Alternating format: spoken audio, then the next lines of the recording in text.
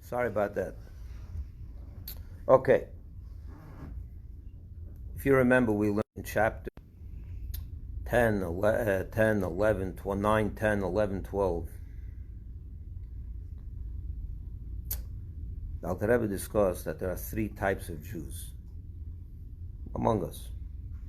There's the holy righteous, the sinful, and the Beinoni, the intermediate. What's the Beinoni? So explain like this. The tzaddik, let's start with the sinful person. Sinful person is someone who is attracted to very selfish, egotistical ends, like all of us. We like this world, right? We like pleasure. We want money, we want fame, we want this. And because of that, because of our attraction to the ungodly, because of our attraction to the ungodly, we sometimes even sin. We allow ourselves to even go to the level where we have where we do so with something against Hashem's will. That's the Rasha. His soul is attracted to unholiness, and even his three garments, his thought, speech, and action, sometimes engage in unholy action. So not only his soul is attracted to unholiness, but he actually acts on it. The Beinoni, let's now go to the extreme, the other extreme, which is the tzaddik, the holy righteous person. The holy righteous person not only will never do anything that's unholy and ungodly, never cross his mind to do it, he doesn't even have an attraction to do that. His soul is completely one with Hashem. The thought of something unholy disgusts him. That means not only is his thought, speech, and action, his garments, one with Hashem, but his very soul is bound with Hashem. It only wants godly things. The Beinoni is in the middle. The Beinoni is someone whose mind and heart are attracted to not such, you can appreciate an unholy pleasure, but he'll never do it. His thought, speech, and action, his garments are completely one with Hashem. But his soul itself, his very inner character is not. It's very much like the sinful person. You understand the difference? And Alter Rebbe said, not everyone is destined to be a tzaddik. Most of us are destined to be regular Beinonis, which is also a very high level of person, because this is a person that never sins. So that's really, really, halavaya Beinoni, right? Halavaya should be a Beinoni. It's not so simple to be a Beinoni, but it's certainly not simple to be a tzaddik. The Alter Rebbe says, don't even try. In other words, don't even worry about not being a tzaddik, because you're not destined to be a tzaddik.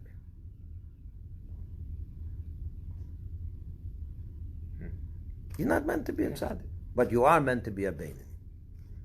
In other words, not everyone can fully transform his inner character. That he should never want anything that's ungodly. It's not possible. That's not who we are. So you may ask, why did God create us this way? Because He wants us to struggle. He wants us to have these struggles and to overcome them. Okay. So what did Alter Rebbe say till now? The Alter Rebbe was saying that Torah, learning Torah, is equal to all the mitzvahs. Why? Because through Torah, through Torah you're elevating and connecting to Hashem the two inner garments, the more inner garments of the soul, and the Chabad of the soul, the intellectual faculty of the soul itself, right? Which is a very important aspect. The deepest part of the soul and the two deepest garments of the soul. Correct? So the Alter Rebbe is now going to ask, but didn't you tell me before that those parts of the soul cannot be transformed by a regular Beinoni? Let's see what it says. And although the essence and substance of the emotional attributes Midas, the chesed, gvura, tiferes, my emotional attributes, and so on, cannot be mastered by intermediates, so as to be converted to holiness, that only a tzaddik can achieve. This is because the evil is stronger in the emotional attributes than, where am I? Than in the intelligences, by reason of its greater nurture from the holiness of the midas, as is known to those familiar with the esoteric discipline. What he's saying over here is like this.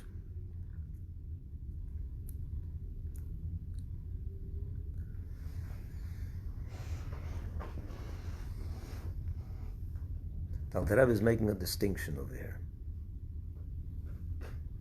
between your intellect and your emotion. Now he's talking about the soul itself right now. We said that the soul itself, by the regular intermediate, cannot be transformed to holiness. Only the tzaddik gets to that level, right?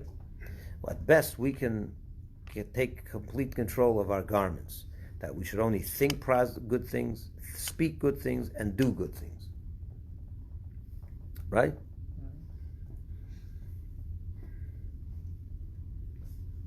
How about our soul itself? Now, we can't, we said, right?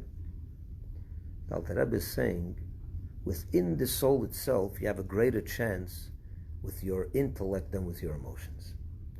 Your intellect, you could have a greater effect than your emotions. Meaning as follows. This is very tricky. It's not so tricky. It's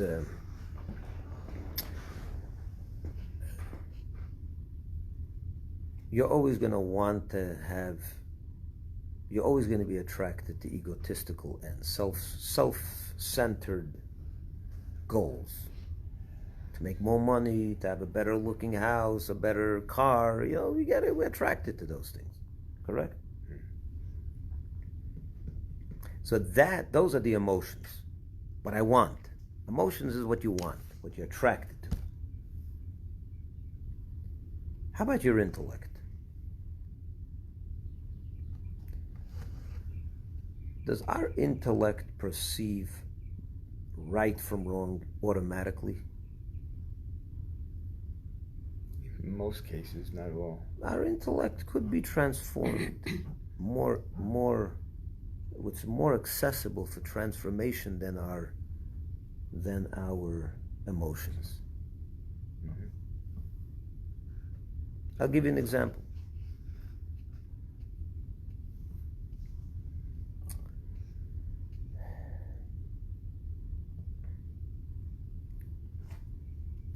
It really is, the question is this: is it easier to transform your perception or your emotion? Meaning, I gave the example before, could you change a conservative to be a liberal, or could you change a liberal to be a conservative? It's not easy. No. It's not easy to change perceptions. It's not easy. But it could be done. It could happen.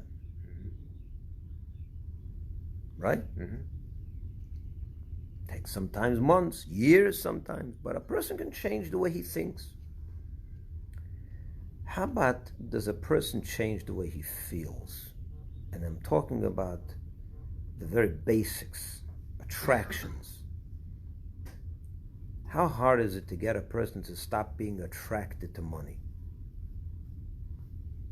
How hard is it to a person to stop being attracted to self-centered goals?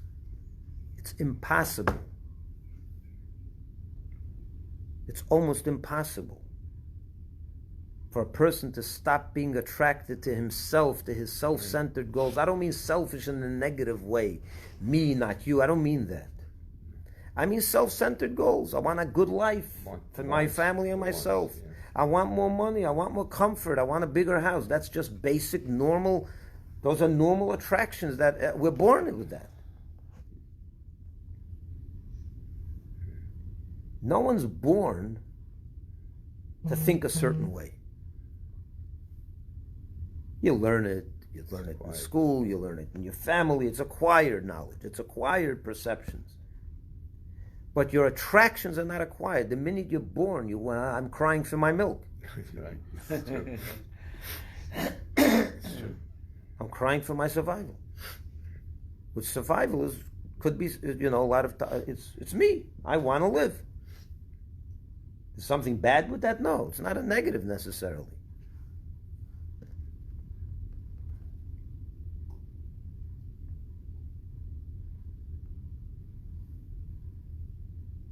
Correct? Yes. So the Alter Rebbe is saying over here like this. You're right. We said before that a person cannot become so easily a tzaddik, and maybe never. Where the tzaddik is disgusted by self-centeredness to the exclusion of God. Makes him sick. The feeling. For example, let me just give you an example. On Yom Kippur, you fast. You fast. We all fast on Yom Kippur. But imagine you're at 4 o'clock in the afternoon, you're really hungry, and the fast is out only at 8, right? By 4 o'clock, you're getting hungry, right? You walk by a bakery. You're just walking by the shul. You're on your way back to shul after the break for the end of Yom Kippur, and you walk by a bakery that's baking delicious fresh bagels and rolls and cake and you name it. And the smell is wonderful. You smell it. It comes in. You really want it, right? You can't wait to have that, right? You really want it. Would you consider eating it on Yom Kippur? No, it doesn't mean. It's not even a fleeting thought. Should I go in? Should I buy? You would never think of doing such a thing. You would never think of doing such a thing. But you do want it. Your heart is attracted to it. You know what happens when a tzaddik walks by a bakery on Yom Kippur? He smells the same aroma. It may cause him a negative reaction in the stomach. It makes him sick. It makes him. He has a negative reaction to it. He's disgusted by it because it's Yom Kippur. Nothing that's unholy is attractive to him. You're attracted by a very, very serious sin. You'll never do it, but you're attracted to it because your stomach is hungry. The tzaddik is disgusted by food on Yom Kippur. You're not. You'll never eat it, but you're not disgusted by it. Right? It's a very big difference. So the Alter Rebbe is saying you may never be a tzaddik. You're always going to be attracted to self-centered pleasures. You'll control them. You're disciplined enough to know what yes and what not. Right? But you will be attracted to it. So your emotions, that's what he calls the emotion, the attractions. It's very hard to change that. You can't. There's certain things you could change. I liked pizza today. I don't like pizza. I like sushi better. Or I'm sick of sushi now and I went on to something else. Okay. So those are the details of what self-centered attractions you will have. But to yourself, you're attracted always. Self-centered attractions you're always going to have. The question is, you got bored of sushi, now you went to pizza. You went to, I don't like Disneyland anymore. Now I'd like to go to Italy for a vacation. I'm sick and tired of Disneyland. But to yourself, you're never sick and tired. The tzaddik is. He's not disgusted with his life. I don't want to make that misunderstanding. That tzaddik loves life, but not self-centered life. He likes godly life. We love self-centered life.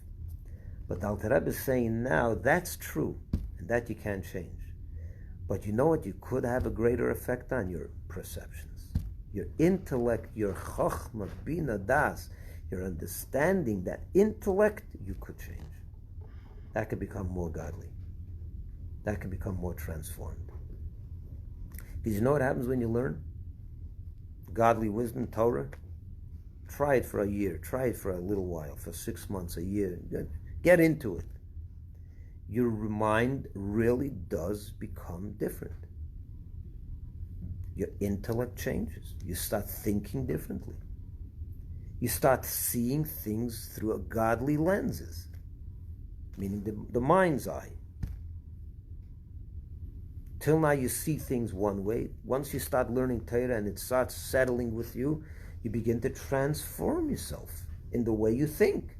in the way you perceive. And that's what the Alter Rebbe is talking about. When you learn Torah, it weighs all other. You know why it weighs as much as all the other? It balances all other. Because you're elevating the deepest part of your soul, your intellect, and your inner garments, and you're transforming them. You're connecting them to God for real. So charity balances them all out because of the effect it has in the physical world, on the vital soul's action in the physical world, the physical part of the human being, and the vital and of the vital soul. But the beauty and the advantage of studying Torah has also it has its great advantage, which is it has an effect on the deepest part of your soul and the two inner garments, thought and speech. Whereas the action mitzvahs affect more the physical world, which is ultimately the goal, and the lower garment of the human vital soul, which is action. So they're both true. This has what this doesn't have, and this has what this doesn't have. And there's no contradiction. It's 20 to 11, so we'll cut it here, and we'll start next week, and we'll finish the chapter next week, God willing. Have a wonderful week, everyone. I'm sorry for the interruption in the live video, but I appreciate all of you that watched, and have a great weekend. A great week. Oh, yeah.